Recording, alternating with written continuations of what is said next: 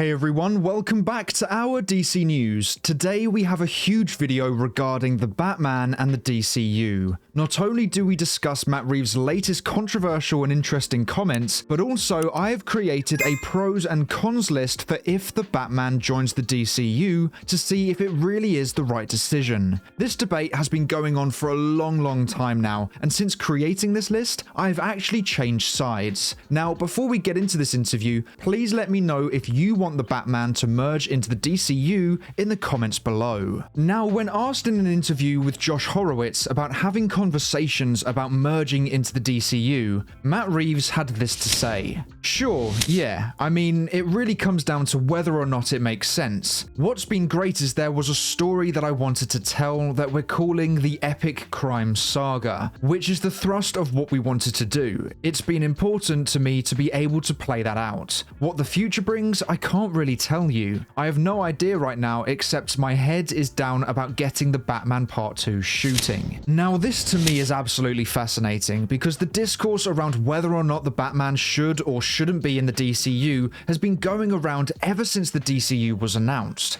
And so Matt Reeves had the opportunity right here to flat out deny that it was happening and put that conversation to bed. But he left it very open. I mean, this was the golden opportunity for him to say, we did have conversations about it, but we ultimately decided it was best for both the Epic Crime Saga and the DCU to keep them separate. But instead he says, what the future brings, I can't really tell you. I have no idea right now. To me, that sounds like they haven't decided yet and are leaving it very open right now because there is a still high chance the Batman could be a part of the DCU. I'm going to ignore how long it has taken the Batman Part 2 to be written because apparently some personal things have caused that, so I won't speculate on that aspect of it. But if we look at the news from Andy Muschietti that Batman Brave and the Bold has been delayed too, even though Gunn has denied this, it still could be true, and it could be due to them now deciding that actually it might be best to merge the Batman into the DCU. I think the huge success of the Penguin has had something to do with this as well. I think when they saw that that show was also a massive hit, they realized that actually maybe it might be best to bring that whole world of Gotham into the DCU. But I think DC Studios is waiting to see how successful Superman is first. I think they are leaving things open-ended right now to wait and see how well that movie does. If it is a success like the Batman was, then they will bring the Batman into the DCU, but if it flops, then I think they will continue to keep the Batman separate to the connected universe. I feel like they might be doing that. Now, do I agree with that? I'm not too sure, but I have created pros and cons for the Batman joining the DCU, and now we're going to weigh them up to see if the Batman should merge into the DCU or he should stay separately in its own universe. So firstly, one pro of this is that there would be less confusion for the general audience, and I think this is a big motivating factor. If you have two Batman stories in live action at the same time, general audiences will be confused. One film won't do as well as the other, and they will in some way be competing against one another. So to remove the competition and confusion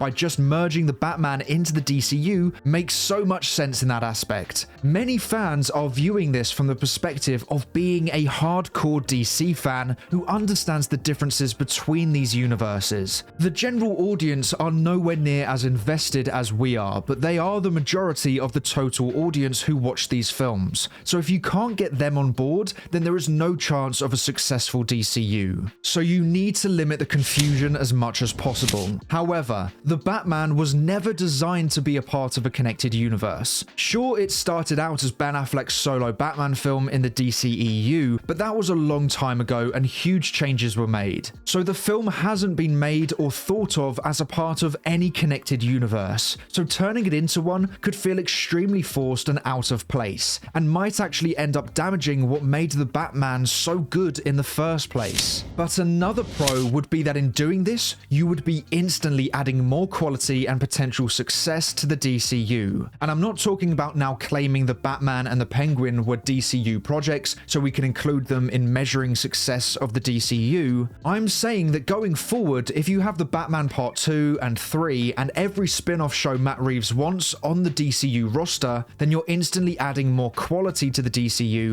and making it more appealing. However, currently in the DCU, we are getting a Batman Brave and the Bold film, which will be a more fantasy-style Batman and with the Bat family. And if they were to merge the Batman into the DCU, you would no longer be able to get that. So we would be missing out on an entirely new style of this character that we haven't seen before in live action. And when you see Superman facing this huge kaiju, I just can't imagine Pattinson's Batman even talking about a creature like this, let alone facing one. So the fantasy style of the DCU just doesn't match the Batman's grounded style. And so in that sense, you need a Batman who is also a fantasy style as well. Now, some say the tone of the Batman won't work in the DCU, but I disagree. Gunn has made it very clear that every DCU project will have its own individual tone based on the characters used and the director attached. So the tone is going to vary from project to project anyway. They won't be all comedies and they won't be all dark, much like the characters in the comics. So even if it wasn't Matt Reeves' Batman, the DCU's Batman would still have a very different tone to what Superman would have. So I don't think the tone is a reason why Matt Reeves' story can't join the DCU. Although, like I just mentioned a second ago, the DCU will be a more fantasy-styled universe, and this could force the Batman to not be as grounded as it was originally established. And if you take that away from the Batman, then you massively destroy one of its major unique selling points. So if they were to have the Batman in the DCU, they would need to slowly make him less grounded as time goes on. Now, this next pro kind of builds on from the first pro, and that is that it makes financial and organizational sense to stick with just one Batman. The Batman was a financial success, and the Penguin was a huge streaming success. Adding another Batman family and story into the DC live-action roster could damage the financial success of either storyline. There is just no need to compete for the spotlight. Stick with what works and utilize it with your new structure. DC Studios is trying to bring organization to DC. I believe Gunn is trying to streamline things so that everything makes more sense. The old regime were random and hectic, and they greenlit anything that appealed to them. As good as the Batman is, it was a part of the old regime's poor planning. If you want to streamline DC and make it less confusing and more appealing to general audiences, you need to bring organization to your franchise. And a way of doing that is by keeping everything in the same timeline. So the only questions asked by general audiences are, when is the next DCU film coming out? And not, is this the Batman that is connected to the DCU, or is this on its own? Like I said earlier, whilst we'll understand the differences between them and it doesn't really affect us, the general audience is different. They are invested enough in watching these movies consecutively in the cinema if they like them, but it will be harder to build that loyalty if they struggle to follow along. And having multiple versions of live-action characters at the same time will only increase the chances of confusion. If the Batman was a huge success, then just stick with the proven attraction. Don't try and add another one to the mix, which could potentially damage the appeal to audiences and only increase that confusion. Not only that, but having the Batman in the DCU means there won't be any duplication of characters. Not only just Batman, but Robin and Alfred and even characters like the Penguin or Riddler. If the DCU had its own Batman, we would have duplicates of most Gotham characters, and that could become confusing in itself. Not only that, but Reeves may want to use a character for his film, but Gunn has the same plan for the DCU, and either they will both do it at the same time,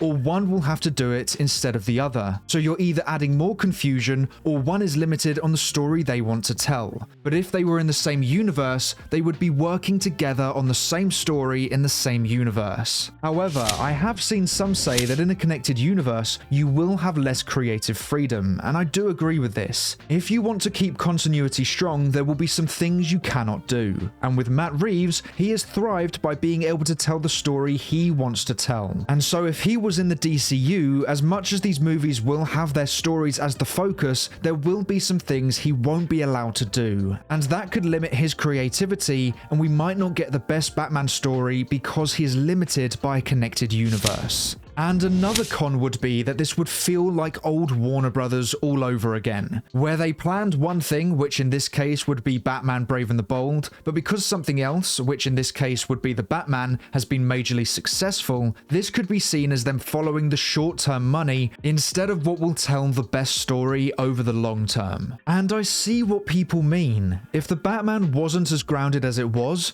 I would say this is DC Studios just being logical. But with the Batman and the DCU being polar opposites in terms of their approach to these DC characters, it just doesn't make any storytelling sense to merge them together. However, the final pro is that if Matt Reeves didn't want to be in the DCU at all, he would have made that very clear. He threatened to leave the Batman if Warner Brothers interfered with that movie, and I'm sure he would do that again if he truly didn't want to be in the DCU. So I think the fact he hasn't outright denied it and is just looking to the future shows he is intrigued in the idea of it. Not only that, but isn't there a show that Matt Reeves is working on that is going to be in the DCU? So clearly that shows he is interested in working in that universe. Now, going into this video, I was very pro merging the Batman into the DCU, but since creating these pros and cons, I am now feeling very split on it. Whilst I believe bringing Pattinson into the DCU would streamline the DC universe and massively reduce the confusion and increase the quality of the DCU, I also think the way this Batman story is being told just doesn't work for the DCU, at least in its current form. Maybe part 2 will bring in some more fantasy style elements anyway, like Clayface or something like that,